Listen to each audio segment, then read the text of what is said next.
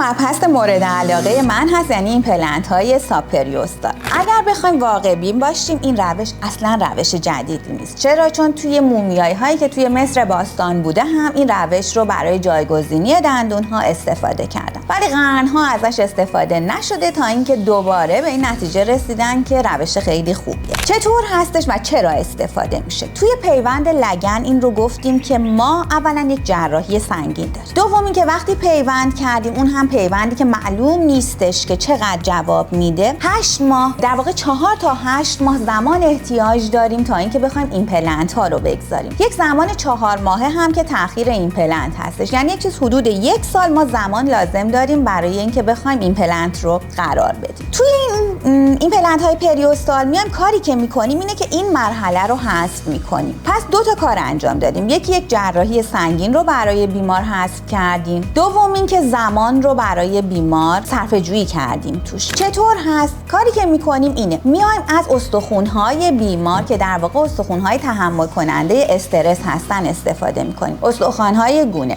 استخوان‌های بیس فک. و کاری که میکنیم اینه که یک اسکن خیلی دقیق از بیمار گرفته میشه، روی اون اسکن طراحی انجام میشه و ایمپلنت‌های بیمار ساخته میشه. بیماری که تحلیل استخوان داره میره داخل اتاق عمل، اون پروتزهای ایمپلنت براش گذاشته میشه و همون لحظه دندون‌های موقت خودش رو میگیره. یک بیماری که مشخصا سن زیادی داره، تحلیل استخوان زیاد داره، بدون دندون میاد اتاق عمل و با دندون از اتاق عمل میاد بیرون. خب مشکل این روش چیه؟ بعد از اون قرنها که استفاده نشده روشی هستش که تازه داریم استفاده میکنیم. پس مطالعه طولانی مدتی نداره این روش، ولی مطالعات کوتاه مدتی که وجود داره جواب خیلی خوبی نشون داده و بیماران معمولا خیلی راضی هستن از این روش و در واقع روشی که منم خیلی طرفدارشم.